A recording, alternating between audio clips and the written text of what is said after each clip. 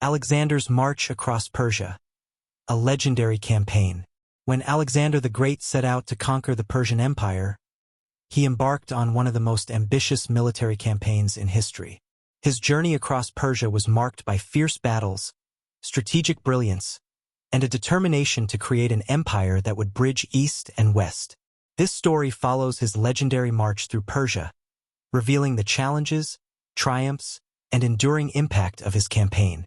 Chapter 1. The Road to Persia, Setting a Vision. In 334 BCE, Alexander crossed the Hellespont with an army of 35,000, setting foot on Persian soil and beginning his campaign against the world's largest empire. He inherited his ambition from his father, King Philip II, who had dreamed of conquering Persia but was assassinated before he could realize it.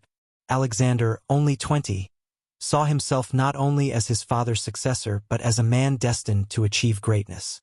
His vision was clear. He would dismantle the Persian Empire, spread Greek culture, and establish himself as the rightful ruler of both Greece and Asia. As he gazed across the Hellespont, Alexander knew this campaign would be more than just a conquest. It would be a journey that would define his legacy. Chapter 2. The Battle of Granicus, a bold first move. Alexander's first significant battle came at the Granicus River, where Persian satraps had assembled an army to halt his advance. The Persians held a strong position on the opposite bank, expecting Alexander to hesitate. But instead, Alexander made a daring decision to cross the river and charge directly at the Persian forces. Leading his companion cavalry, Alexander plunged into the river, inspiring his soldiers to follow. His phalanx, a highly disciplined formation of infantry, crossed behind him, pushing through the Persian lines with relentless force. Alexander's personal bravery and tactical genius shattered the Persian army, securing a decisive victory and opening the path into Asia Minor. The victory at Granicus established Alexander's reputation as a fearless and brilliant leader. It also demonstrated his resolve to press on, no matter the odds. With the Persian defenses weakened, he swept through Asia Minor, liberating Greek cities and solidifying support among local populations. Chapter 3. The Siege of Halicarnassus, Strategy and Siegecraft. Continuing his campaign, Alexander reached Halicarnassus, a heavily fortified coastal city under Persian control. The city's high walls and reinforcements from the Persian navy posed a significant challenge. Alexander knew that a direct assault would be costly, so he deployed siege towers, battering rams, and catapults to weaken the city's defenses gradually. The siege dragged on for months, testing Alexander's patience and strategic flexibility. He ordered his engineers to create new siege devices, experimenting with different methods to breach the city's formidable walls. Eventually, Alexander's relentless assault paid off, and Halicarnassus fell, further securing his foothold in Asia Minor. The siege of Halicarnassus demonstrated Alexander's skill in siegecraft and his willingness to adapt to complex challenges. His conquest of the city opened the way for his march southward, a path that would eventually lead him to the heart of Persia. Chapter 4. The Battle of Issus, the first confrontation with Darius III. In 333 BCE, Alexander encountered the Persian king Darius III for the first time at the Battle of Issus. Darius had assembled a massive army, intending to overwhelm Alexander's smaller force. Confident in his numbers, Darius expected an easy victory. However, he had chosen a narrow valley for the battle, a mistake that Alexander quickly exploited. Alexander positioned his phalanx in the center, with his companion cavalry on the right flank.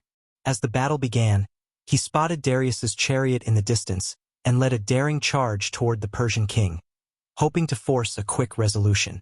Darius, caught off guard, fled the battlefield, leaving his soldiers leaderless. The victory at Issus was a turning point. Darius's retreat exposed the vulnerability of the Persian Empire, and Alexander captured Darius's family, treating them with respect. This act of diplomacy won him admiration among the Persians, strengthening his reputation as a fair and honorable leader. Chapter 5. The Siege of Tyre, a Test of Persistence. Following Issus, Alexander advanced along the coast, capturing cities to secure his supply lines and prevent a Persian counterattack by sea. His most challenging conquest was Tyre, a powerful Phoenician city located on an island. When the Tyrians refused to surrender, Alexander ordered the construction of a massive causeway to connect the island to the mainland. For 7 grueling months, Alexander's engineers and soldiers worked tirelessly, rebuilding the causeway each time the Tyrians destroyed it. Tyre's navy posed a constant threat, and the siege became a test of Alexander's endurance and resolve. Finally, with reinforcements from the Greek fleet, Alexander breached Tyre's walls, capturing the city in a fierce assault. The siege of Tyre was a monumental achievement, showcasing Alexander's determination and innovative siege tactics. It secured his control over the eastern Mediterranean, opening the way for his march southward to Egypt. Chapter 6. The Conquest of Egypt and the Founding of Alexandria. In 332 BCE, Alexander entered Egypt, where he was welcomed as a liberator from Persian rule. The Egyptians crowned him as pharaoh, granting him divine status and solidifying his position as ruler.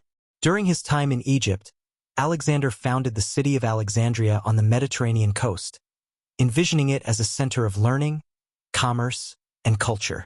Alexandria became a symbol of Alexander's ambition to create a unified empire where Greek and Eastern cultures could blend.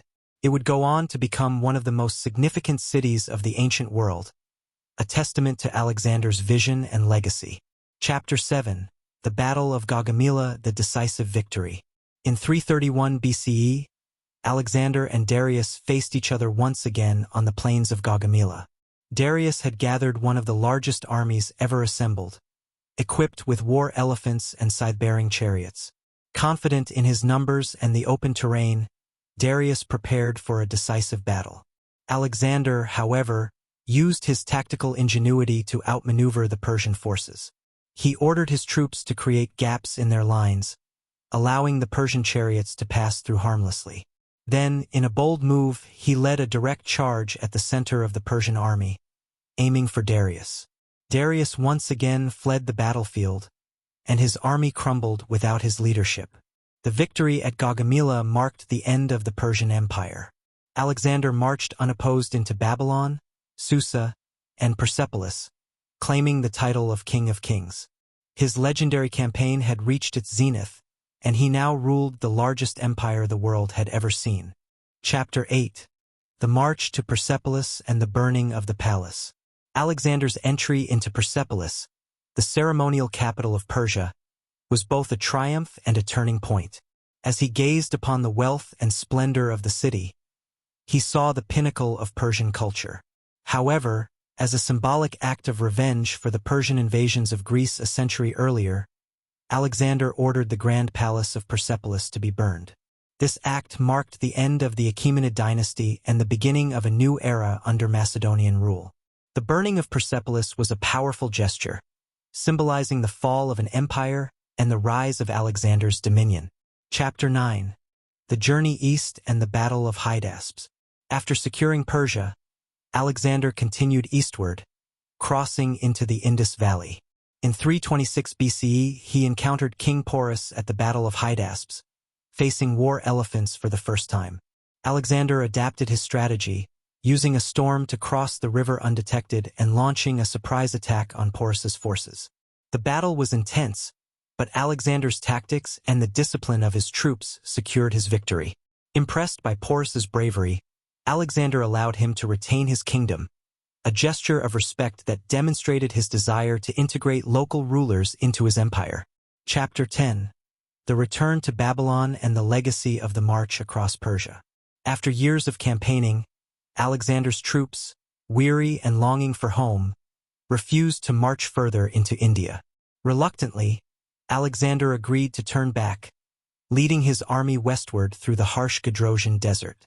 The journey was grueling, and many soldiers perished from hunger and exhaustion.